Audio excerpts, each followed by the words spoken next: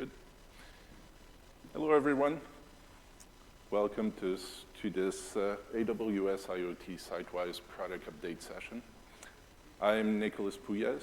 I'm leading the AWS IoT Industrial Edge team, and I'll be joined on stage in a few minutes by Julie Zhao, who's a senior product manager for IoT Sitewise. So what you'll see in this session today, you'll learn about AWS IoT Sitewise. We'll look at this in three different phases. One, we'll go through an IoT Sitewise primer for those of you who need to learn about Sitewise. We'll look at how customers are using Sitewise, and you'll hear about some of the most recent releases we've done. Before we get started on this, I need to get the clicker right. I wanted to take the time to take a step back and look at the context in which Sitewise is evolving. As you've probably heard yesterday in Adam's keynote session, more and more industrial customers are engaging into a digital transformation journey. What we're seeing is that there's an increase in the number of customers, specifically in the asset-heavy industries, that are starting that digital transformation. This covers industries such as manufacturing, agriculture, power and utilities, transport and logistics, mining, energy. It covers verticals such as consumer packaged goods, automotive, aerospace, defense, biotech, and life sciences. So one of the things in our customer conversations with customers in those industries is we're hearing a lot about their challenges in that digital transformation journey. And what we're hearing can be summarized essentially in 5 distinct dimensions. The first one, customers need to have access to data that's often locked in silos of systems, of mixed environments, of mixed vintages as well. We're talking specifically about hundreds of machine connectivity protocols that they have to interface with, as well as several on-premises applications. Once they have access to the data, they receive a high volume of that data, and they need to be able to manage that data in such a way that it can be structured to give meaning to it. They need solutions that scale. Scale for the data, scale for the large fleets that are often geographically distributed. It also needs to be scalable from a point of view where connectivity is not always available. So solutions need to be able to operate in disconnected mode. All of this needs to be fast. Most of the decisions that are taken by our customers are near real-time decisions. Thus, it means that we need to provide more and more solutions that are closer to the edge. And finally, what's on top of everybody's mind is security. That means access to data and equipment needs to be managed at a granular level. And also, when developing application, all security best practices need to be followed.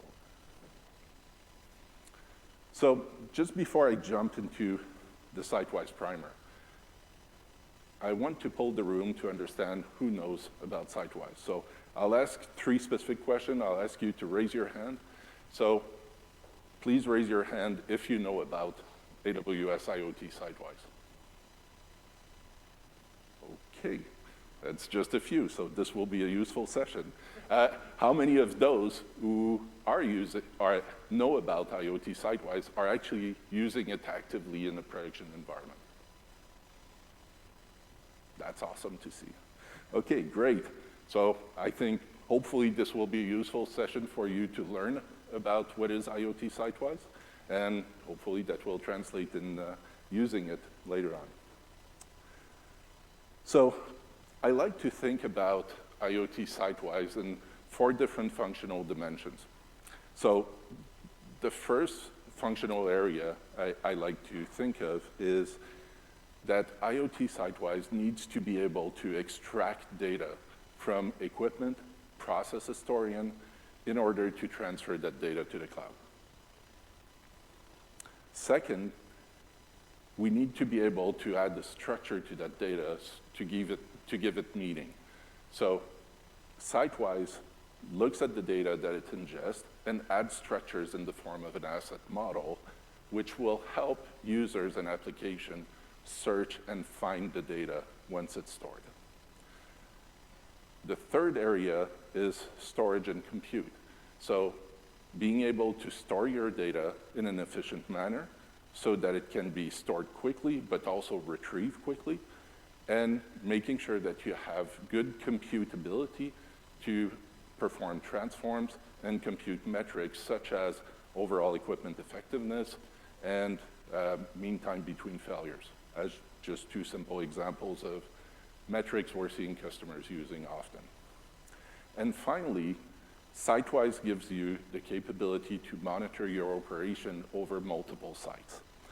So this means that you can look at the data coming from multiple sites, look at it from different perspectives, but also build your own applications on top of Sitewise and look at application and equipment analysis, look at faults on the equipment, and build operational improvement type applications. So over the next few slides, we're going to look at those various areas of functionality, and we'll go a little bit deeper, look at the capabilities within each of those. The first part I'd like to talk about is ingesting data. So one of the new capability we're providing, Julie will talk some more about it a little bit later in the presentation, is being able to ingest all data streams from the minute you're connected to your assets. This is a new capability that was highly requested. We're quite happy to see that coming in. We'll do a demo as well a little bit later to show you how that all works. But starting from the beginning, how do you connect your equipment? So currently, we support multiple protocols. You can connect your equipment using MQTT via AWS IoT Core, or you can use OPC UA, Modbus, Ethernet IP on Sitewise Gateway. Once you have a connection established, Sitewise will start collecting data from various equipment and from process historian, SCADA system, or any system that will support those protocols.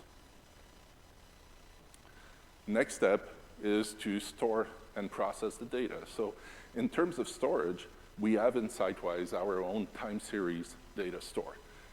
That data store has been built in order to scale and perform at the level that's required by industrial customers.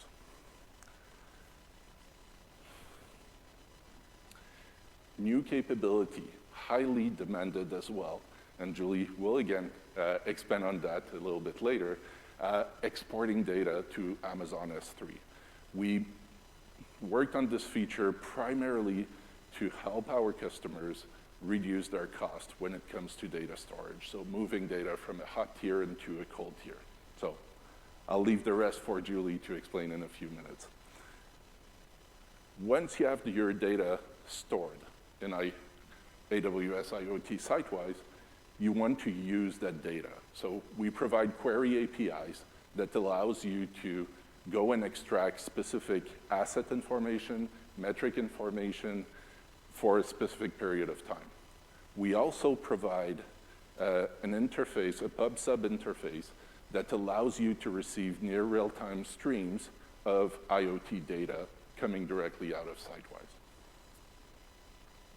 And finally, we have metric and transform that are getting into place. So we provide formula-based and built-in functions to create your own metrics, create your own transforms, and once those have been computed and processed, they will be stored alongside the properties of your asset in our time series data store. So to configure all of this, you need to configure asset, you need to configure properties, transform, metrics. we use our site-wise asset modeling capabilities. And I'll let Julie come on stage and explain a little bit more about those capabilities.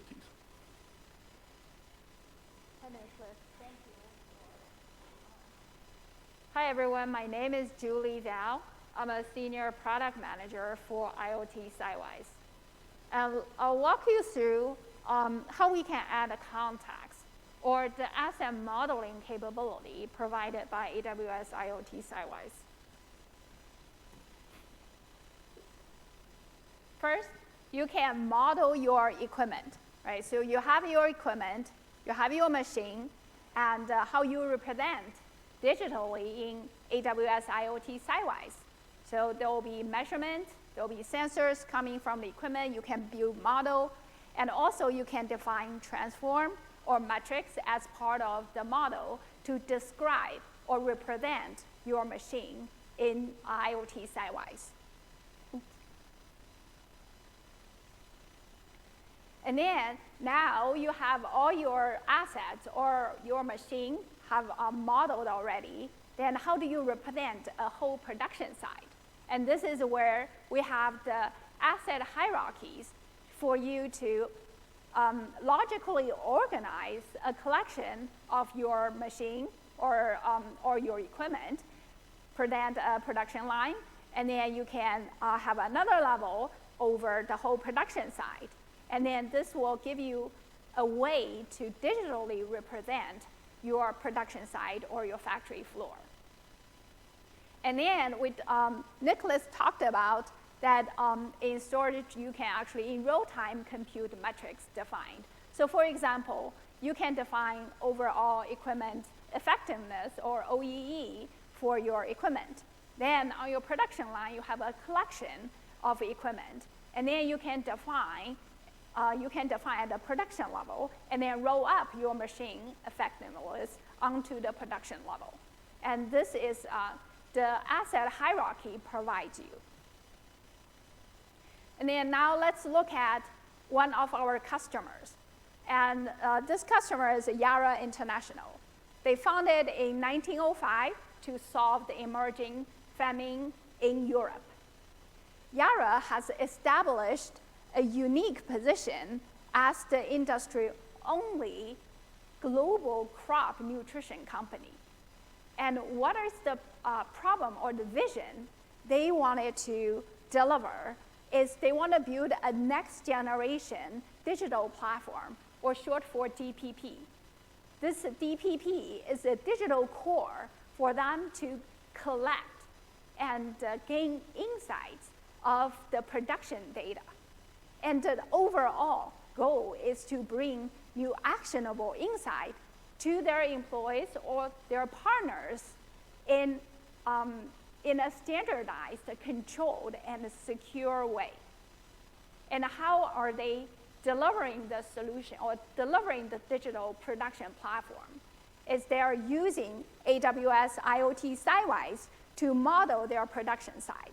As what we talked about in the previous slide, how you can leverage the asset hierarchy to digitally represent your production site.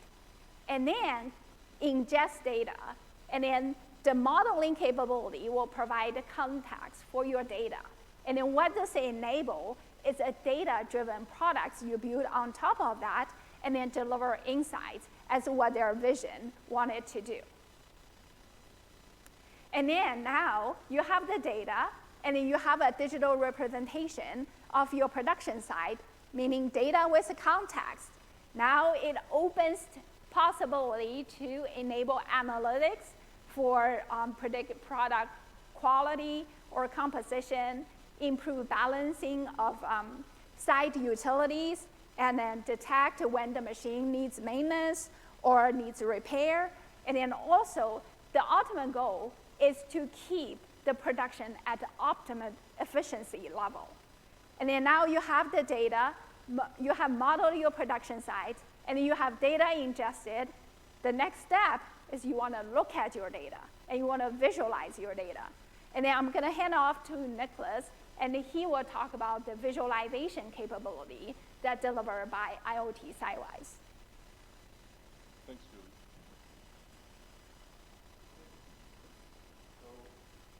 going back to now we have structured data in the AWS IoT data, Sitewise data store. Once the data is there, we can automatically discover and display that information using Sitewise Monitor. So you'll be able, with Sitewise Monitor, to look at the assets that have been modeled, look at their properties, look at the metrics that are coming out of it, and simply create dashboards directly out of that data. This allows you to look at near real-time information, but also do comparative analysis between different assets for different time series. This will show up in Sitewise Monitor dashboard by the mean of different graphs, such as line graph, bar graph, so on and so forth. You'll also be able to configure threshold on that data and monitor those thresholds to generate alarms. With IoT Sitewise Grafana plugin, you can also integrate the data that's in Sitewise with Grafana. So that allows you to use your existing dashboard, supplement them with data that's coming from IoT Sitewise, or create new dashboard altogether. This is the flexibility we wanted to provide with Sitewise. So currently you have your APIs, so application can extract data directly from APIs. You have Sitewise Monitor to build quickly displays almost automatically. And you have the Grafana plugin that allows you to integrate with your existing dashboards or new dashboards. So now that we've covered the 4 different areas I was mentioning earlier, there's still an aspect I need to talk about. This is relatively new. Was a launch that we did back in July this year called AWS IoT Sitewise Edge. And what Sitewise Edge does is it brings additional capability to the existing Sitewise gateway that's typically deployed on premises to be able to communicate with equipment and be able to communicate with process historian, SCADA systems, et cetera, and transfer the data to the cloud. So to the existing gateway, Sitewise Edge comes and supplements it with the ability to process data at the edge. The same processing capabilities that Sitewise provides in the cloud are now available at the edge using the same asset model that was configured in the cloud. One of the reasons we did this from the get-go is we've heard from many customers that there was a need to address a situation where connectivity is limited, bandwidth is expensive, or there's simply interruption in the network connectivity to the cloud, and there's a need to have local data compute. So we approach this by providing the same capabilities. So today you can process your asset properties, transform, and metrics directly at the edge. You can decide if they are processed at the edge or in the cloud, if the data resulting of this will be stored at the edge or in the cloud, and which data will be forwarded to the cloud at all times. So that gives a lot of flexibility to address cases such as a very common example I've been hearing from customers is being able to downsample to a certain level the data that's coming from equipment. So think of an equipment that would be producing data at 10 times per second, right? 10 hertz frequency. If you send all the data to the cloud, it means that every minute you're sending 600 data points, right? Multiply that by the number of equipment, it can come up very, very quickly and consume a lot of bandwidth. So what our customers were telling us is their use cases in the cloud typically don't need to deal with the raw data. They rather use 1 minute aggregate as an example here. So if you just think of it, taking an average, a min, a max, to give you ideas of outliers, gives you 3 data points every minute instead of 600. All of that can be computed directly at the edge using the exact same model that you would have configured in the cloud. In addition, when you enable all the capabilities within Sitewise Edge, you also have the visualization that we have in the cloud available at the edge for the data that's being stored at the edge. So the same site-wise monitor dashboards that you've configured in the cloud are now synchronized directly to your edge gateway and make the data that's at the edge available. We also support the Grafana plugin for Sitewise Edge. So that allows you to connect directly with Grafana on the Sitewise Edge gateway. And the main reason we allow this, or this is feasible, is that the APIs at the edge are the same as the APIs in the cloud. This enables you to create true hybrid application, edge cloud hybrid application. When you create your application, you create it with the exact same API, whether it's in the edge or in the cloud. Lastly, wanted to talk about HubSub for IoT Sitewise. HubSub is a separate application, a downloadable desktop application that allows you to connect directly to your gateways that are deployed at the edge to monitor in real time what's happening with those gateways. So that means you can monitor their health. You can look at operational metrics on those gateways to understand how things are going. Is my CPU correct? Is my memory increasing all the time? How's the processing going? And you can look at the live data streams that are coming through at the edge. All of these capabilities are available offline as well as online. This means you can operate a Sitewise Edge gateway in disconnected mode for brief periods of time. It will accrue data that it's processing and will synchronize it the minute the connection is available. So communication back to the cloud will happen as soon as a connection is restored. So now I'd like to look at another customer, CCI, or Coca-Cola Ayçiçek. Trying to pronounce this correctly, so my apologies if I'm not. CCI is one of the key bottlers in the Coca-Cola system. They're based in Istanbul, in Turkey, and they produce and distribute beverages across Turkey, Pakistan, Central Asia, and the Middle East to over 400 million consumers. We've worked with CCI as part of their vision to create a data-centric digital twin. CCI decided to do this to build a new operating system model for their supply chain, to create a continuous improvement engine, and to enable sustainability, efficiency, and quality for their assets. CCI has been developing a digital twin platform to enable intelligent manufacturing by optimizing production processes and line utilization through industrial data-driven monitoring, advanced analytics, and AI. So all of this work that CCI has done has been supported by a wide variety of AWS services.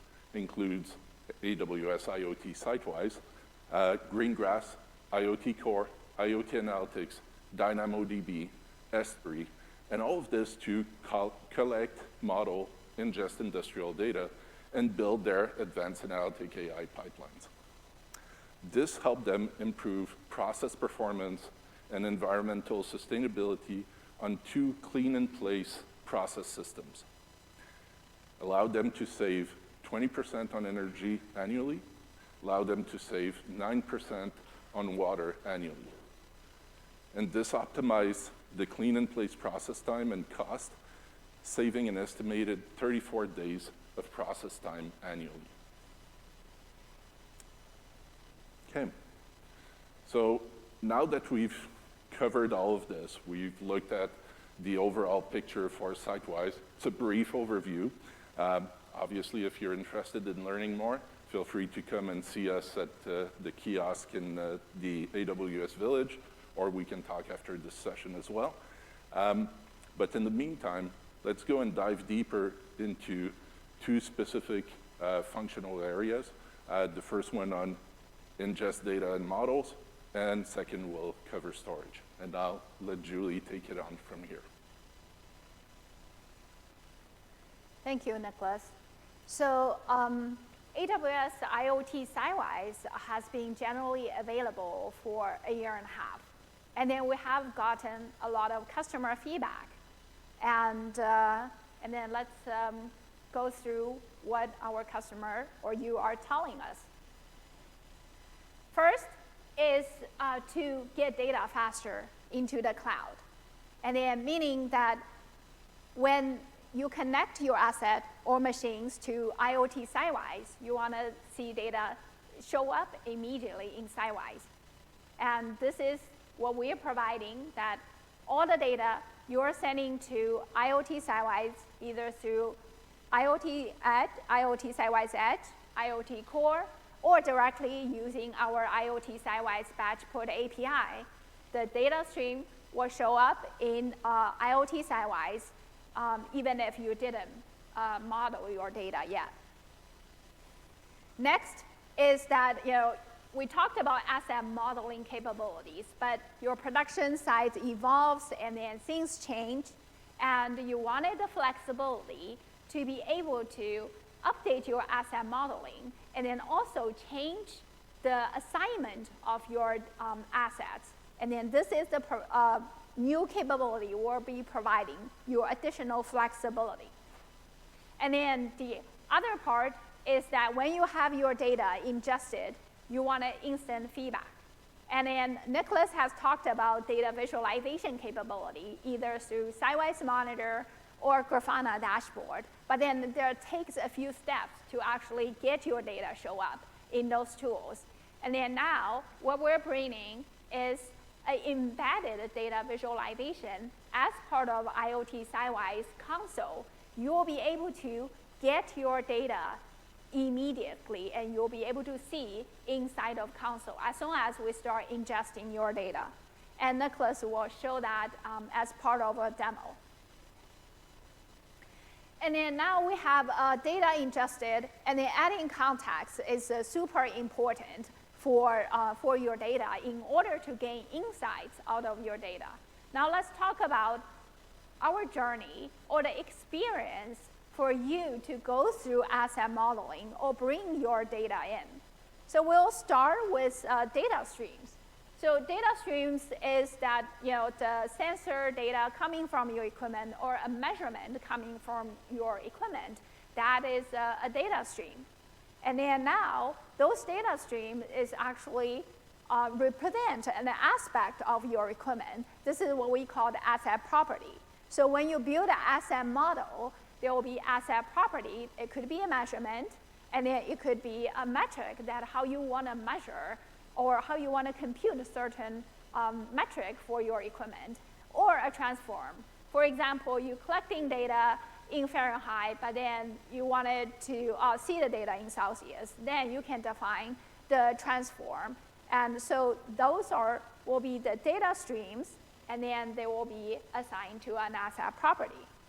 And then one or more properties, as what we talked about, that becomes your asset model. There will be a full digital representation of your machine. And then this is where you can get insight and understand how your machine is operating. And then now you have the model built up, and then this is your machine, and then you associate or you instantiate an asset from that asset model that will represent your production side, and then see how your machine is running based on the metrics. And then this is actually an iterative process. When you get the data in, and then you model your data, or you can model your data ahead of time, get your data in, and then now you see their data streams haven't been assigned, and then you figure out how you want to model those data streams or add context to those data streams. And then when your production side changes, then you can update. So what we perceive that as an iterative process. And then what essentially you want to get out of that is always up-to-date representation of your production side. And then now with the ability that you have the data and then add a context to your data, what we're also doing is to provide you additional capability or help you to fully represent your production side.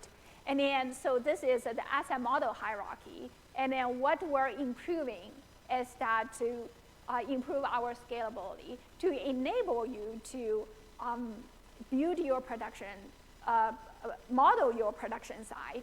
And then what we're providing additional scalability, increase the default limit that we have as a part of Sidewise, and then enable you to have more depth in terms of the asset hierarchy tree or more breadth of your asset hierarchy tree. And so this will really help you to digitally represent your production side as you scale with AWS IoT Sidewise. And then the other aspect we have seen from a customer is that you have similar equipment or machine across different production lines. And then what we're enabling here is that you build asset model once, and then you can use under different hierarchy. So very simple example is that, for example, you have a wind farm asset model. And then there are two types of wind farm, onshore and offshore. And then both of those will have a turbine asset or turbine as a part of the wind farm. And then you only need to build that asset model once, and then you can share across between onshore and offshore wind farm asset model.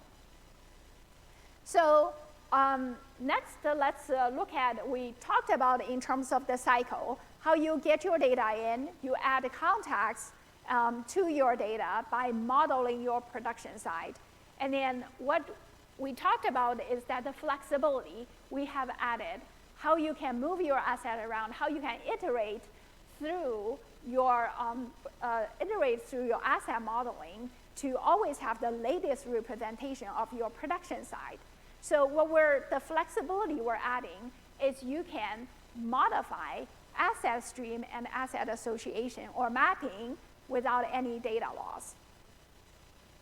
And then also what we're building new is, as you can see on the screen, this is a new screen built as part of new data ingestion, is that we have one screen. You will be able to look at the data streams and then look at the assets along with the properties all in one screen. And then you will be able to update the association or the mapping, or you can disassociate all in one screen that enable you to change and update your asset modeling. And then now we talked about, in terms of our process, that you associate your assets with the data streams. Then let's take a step back from the very beginning. You have a bunch of data streams, and then some of those data streams you have already assigned to assets, and then some of those data streams, they're brand new, or maybe you don't know what those data streams are. And this is where another new screen called the data streams that as a part of AWS IoT Sidewise console enable you to manage your data stream at scale. So you have all your data streams show up in this screen, and then you'll be able to search for your data streams based on the data stream name or data stream alias. And you can filter using the prefix of those data stream names, or you can filter either show me all the data that I haven't modeled or had contacts with, or just show me all the data that I already have modeled. And then the last but not the least is at the bottom screen. This is the instant feedback, what we talked about earlier, that you will be able to see your data stream, get instant feedback from your data stream on the same screen. And this will give you a tool to give a quick look at the data ingested and a trend for the past few hours. And then a disclaimer here, this is not intended as a visualization tool. This is intended as a tool to help you to understand your data or give you some instant feedback. And next, Nicholas will give us a demo of how all these things coming together. Okay. Thank you, Julie. Okay, I have to crouch a little bit here. Okay, so first off, realizing that several of you are not necessarily familiar with Sidewise, I won't be able to provide full context of what we're looking at and whatnot. But what we're going to see is inside the AWS IoT Sitewise console, looking specifically at a few screens around the data access, data streams, assets, and models. That's mostly the focus that we're going to have. One thing I would suggest, aside of this demo, if you are interested in learning more, go to the AWS IoT Sitewise console and use the demo application. That's a 7-day free of use, allows you to understand most of the major concepts within Sitewise. Okay, so what we're seeing here, we're looking at the screen where you will see data streams appearing. Right now we have nothing that's coming in. We're going to look quickly. We have no assets that have been configured in the system either. So we're starting from a blank slate, essentially. So what you're seeing here, a very developer view of things. We're just starting a simulator, a simple simulator that's going to send data. If you look at the top here, machine 1 core temperature Celsius, that's the stream that you're going to see coming. And now you can see the simulator that's starting on the right. And we'll go back into the console. And as we refresh, you see that now we have a stream that has come in. And I'll take a pause here. It will take a few minutes. I'll advance the demo. We'll take a couple of minutes so that we can get a significant amount of data so that we can show it. So bear with me as I move this a little bit along. Here we go. So here what you'll see, still the same thing. We're selecting, and as Julie mentioned, this is one of the new, very nice functionality that's included with this. It allows you to see the data directly from the console so that you can understand what you're looking at. Currently, we have a single stream, so easy to know what we're looking at. But imagine that you have multiple streams that are coming in. You want to be able to make distinction, and sometimes the nomenclature is not that trivial to understand. So being able to look at the data is a very useful tool. One of the things you will see is that right from there, we can start looking at some of the aggregation point that can happen, right? So average, sum, min, max, looking at different ranges of period to do that. So from here, what's going to happen is we want to associate this data stream into an asset. So first what we're going to do is we're going to go into our models. So a model, think of a model maybe as a template for an asset in this circumstance. And we'll go here and look at the details of what has been configured. So you can see attributes. You can see a measurement that's been defined for that asset, which is the temperature in Celsius. A transform that will take temperature and transform it from Celsius to Fahrenheit. A metric that will be computed on top of the temperature in Celsius. And finally, an alarm. So that's the model that we have for our asset. We're going to create an instance of this called Power Plant, or PP1. We're using the model Power Plant, creating an asset that's called PP1. And you can see that this asset is being created. And in a few seconds, will be active. And let me take a pause here. As you look now at your data streams, what you can see is that there's 4 new streams that were added here. By default, attributes and alarms will be streams on the asset. So they were just added naturally as we created the asset. Next, what we'll do is we'll take a look at assigning the current stream of our Celsius temperature that got in and assigning that to this asset, specifically to one of the property of this asset. And we do this through managing data streams. So as I get into that screen, I just go and choose measurement. And then a couple of things I want to mention. In this demo, everything is simplified and dumbed down so that you only see 1 or 2 things. In reality, most of the time you see much bigger volume of data, right? So you would see much more assets to select from. You would see much more properties to select from on any specific assets. So we added a lot of functionality about making sure you can get to the specific property that you want to assign the stream to by filtering, so simple filter by typing. But also very useful is the measurement without aliases. right? So that means a measurement without an alias hasn't been assigned to a data stream. So if you filter on that, you will be able to make faster associations. Okay, moving on. So we'll assign this to our temperature in Celsius. So we're still assigning that on model stream. Now we've actually modeled it. We've attached it to that property within our PP1 asset, and the property name is temperature C, as you can see here. Okay, so you can still see the data coming in. In the next few steps, what you will see in this demo is that as the system starts computing data around this, now it computes the metrics and the transforms that are associated with the specific property that we've assigned the stream to. So as we'll refresh here in a second, we move forward, quite a bit forward. Here we go. Here we go. So now you can see there's a few streams that were added. They're specifically our transform and our metric, right, that were previously configured in the asset model. When you look at the data, you can now see that there's computation happening on the specific average temperature metric. You would see the same thing with the temperature in Fahrenheit that's coming in as well. So from the moment we've made the association with the asset, we start computing right away.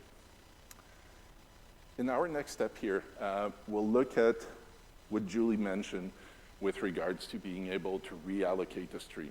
So currently you have a stream associated with this PP1 asset. What we'll want to do is take that stream, and let's consider we've made a mistake. This was not the stream that was supposed to be allocated to PP1. It needs to be allocated to PP2. So we've created this second asset, and now what we're going to do is disassociate from our previous asset and reassociate the stream with the new asset. So simple operation. You can see now we're back in the initial state. We have a secondary asset. We can use sorting and filtering to see details here. And let me move a little bit. So choose measurement, the same thing, and I'll reassociate, and you will be able to see that now it's associated with PP2. So we can see the data stream and all the data that was associated to it now associated with the right asset. And as a last step, just to show that we don't keep clutter into the management console and all the data streams, you can elect to delete the data stream. And what that will do is it will remove it. It will not show up in the console anymore at that point. And on this, I'll pass it back to Julie to talk about storage a little bit. Thank you, Nicholas. That was a great demo. So, okay, now we have data ingested, right? Now everyone must be wondering where we store that data. As what Nicholas mentioned in the product overview is that we have built-in time series data store. This is where your data gets stored. And what we're talking about here is that we actually offer you options. Where do you want to store your data, right? So we separate them into different tiers. One is hot tier, one is cold tier. And then we will get into more details in terms of what I mean by hot tier and cold tier. So before we go into the details of what two different types of the storage tiers, and let's look at what you have been asking, or what our customer has been asking, is that ability. Now today, the data is all stored inside of AWS IoT Sidewise time series data store. And then you have already data stored in S3, and also S3 offers a lower cost of storage. So you want to be able to export data to Amazon S3 as a long-term storage for historical data. And then the other ask is the feedback we're getting is you're already building industrial data lake, and you have different data sources, and your data stored in Amazon S3, and you want to have a seamless way to have your IoT Sidewise data also showing up in your industrial data lake. And then what this enables is that you'll be able to leverage additional variety of services offered by AWS. For example, AI, ML, advanced analytics, business intelligence, and more. So we've listened, and then this is where AWS IoT Sidewise, now we're offering 2 tiers of storage. One is hot tier.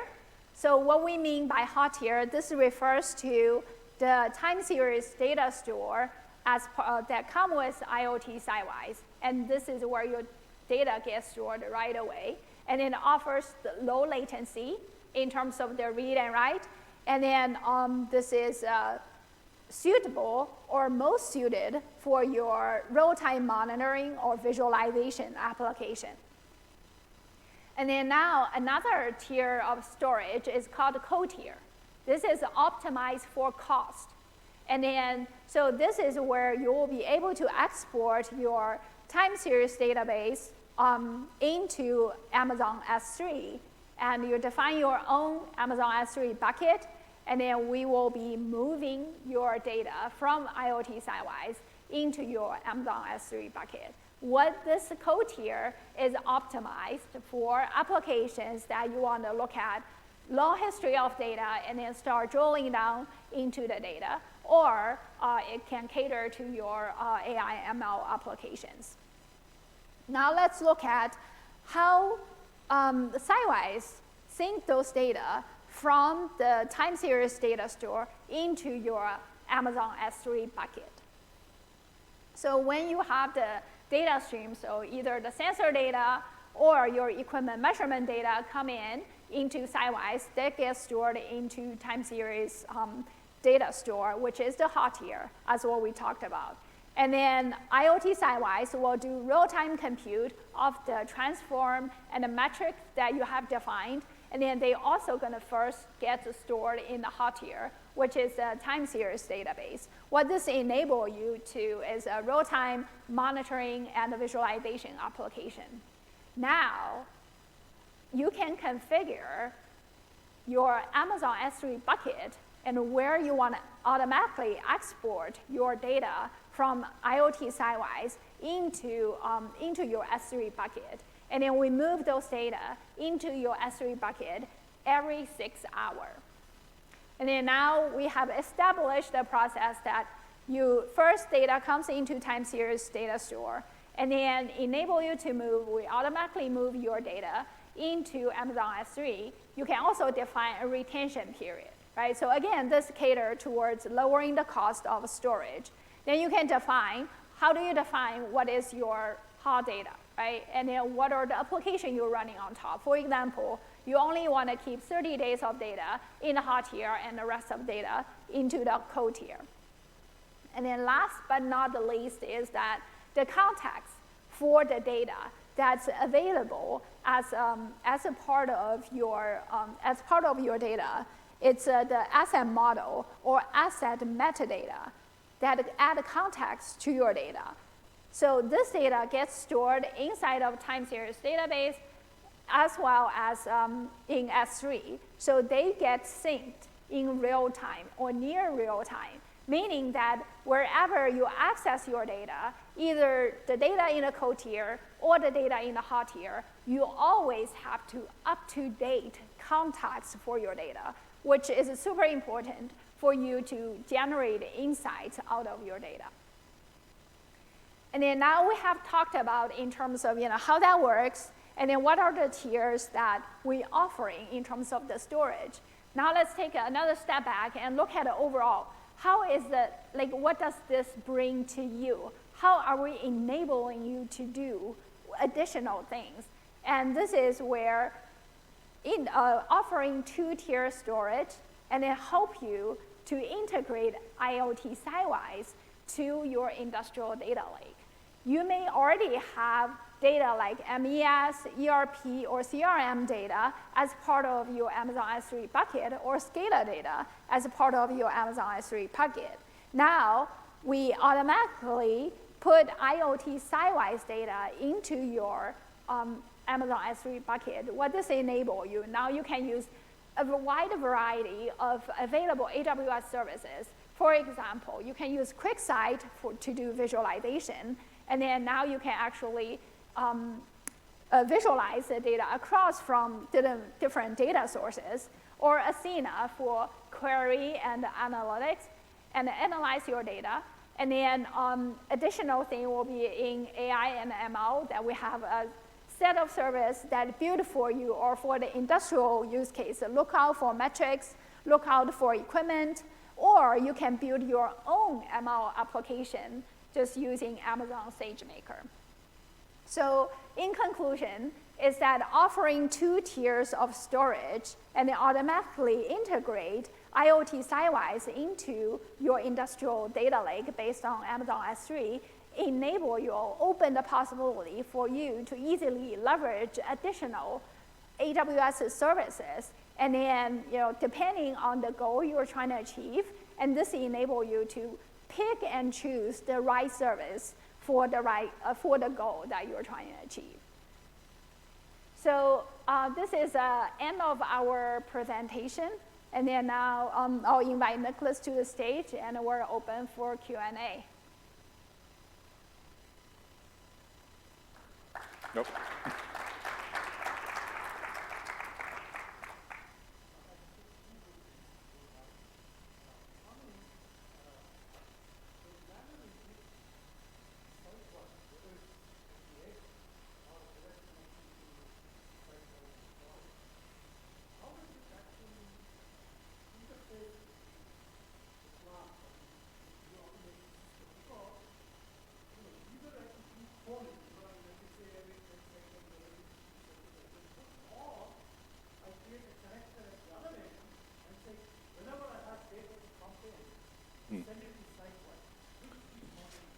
Okay. Okay, sounds good. First, let me repeat the question, as would like everybody to hear about it. So the question is, what's the connection mechanism between Sitewise and the industrial equipment? Is it the polling mode? Is it the publish subscribe mode? What is the exact interface? So to answer that, I think the easiest answer is to say it depends on the protocol being used. So we support both polling and publish subscribe mode, for example, on OPC UA, right? So you will not need to create another connector if you're supporting OPC UA with your devices. We'll just connect to an OPC UA server and use those 2 different modes. In different cases, if the protocols that we provide are not sufficient, you may need to do some custom development at this point to interface with us.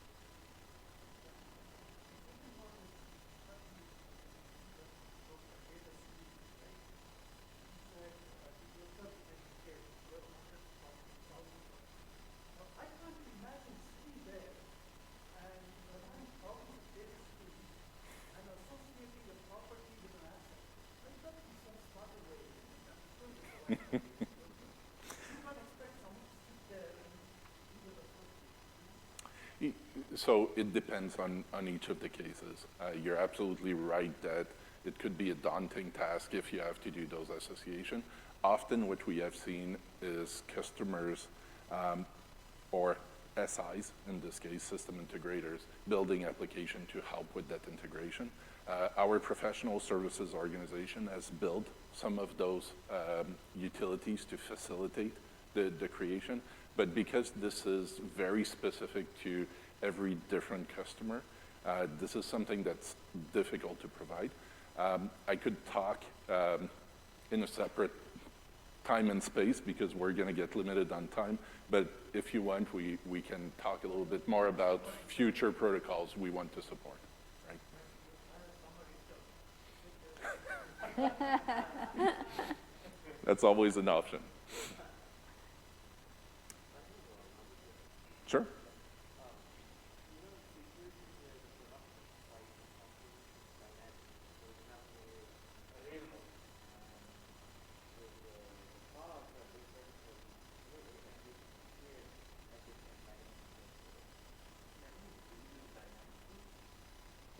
you want to take this on, Julie? Go ahead. Okay.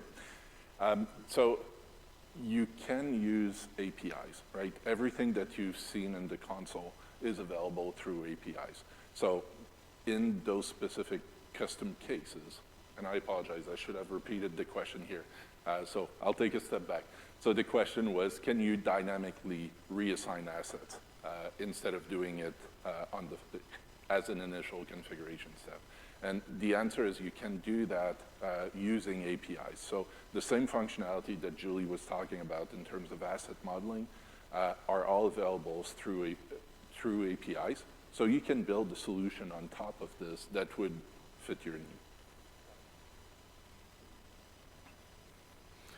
Sorry, I have the lights in my face, so it's a bit hard.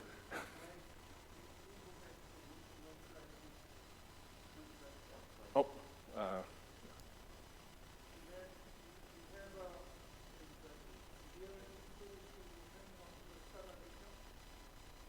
sorry. Good.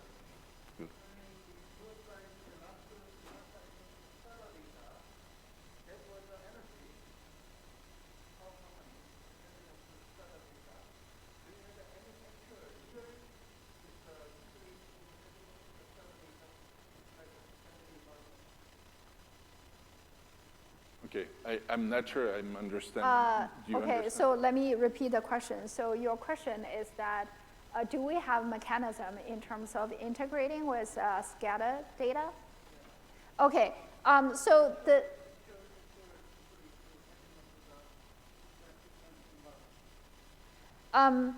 okay, we put in this SCADA data as an additional data source, and then the assumption here is that user already have a SCADA data as a part of their industrial data lake, and then we don't specifically do additional on top of the SCADA data. Yeah, I can add something to that. Because I see people leaving, just a friendly reminder, please fill in your survey after this session. And now let's go back to questions. So what you're seeing here is typically more about metadata, right? More than the actual live data.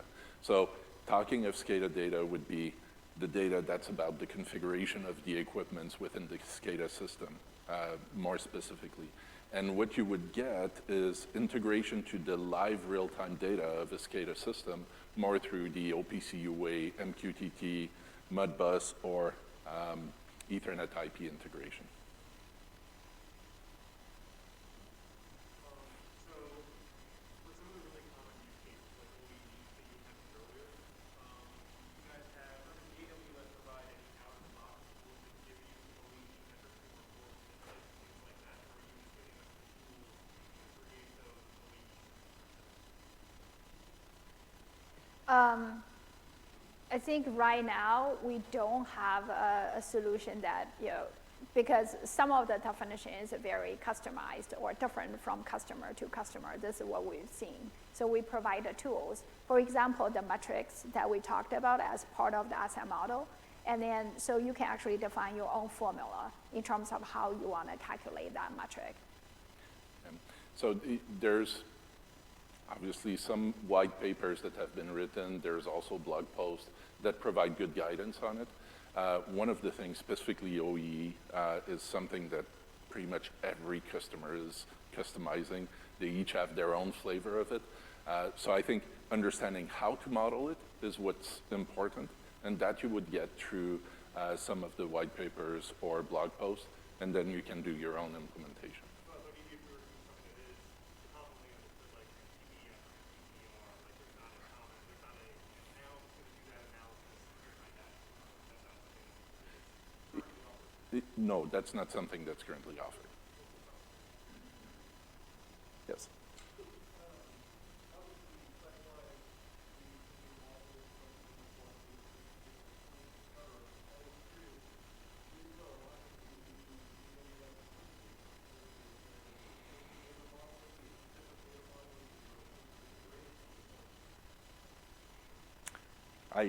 I can attempt an answer at that.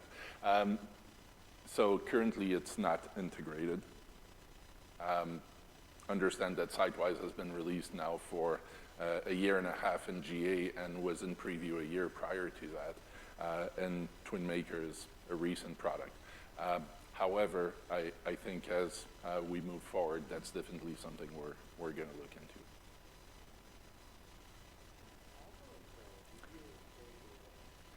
Okay, folks, I'm sorry.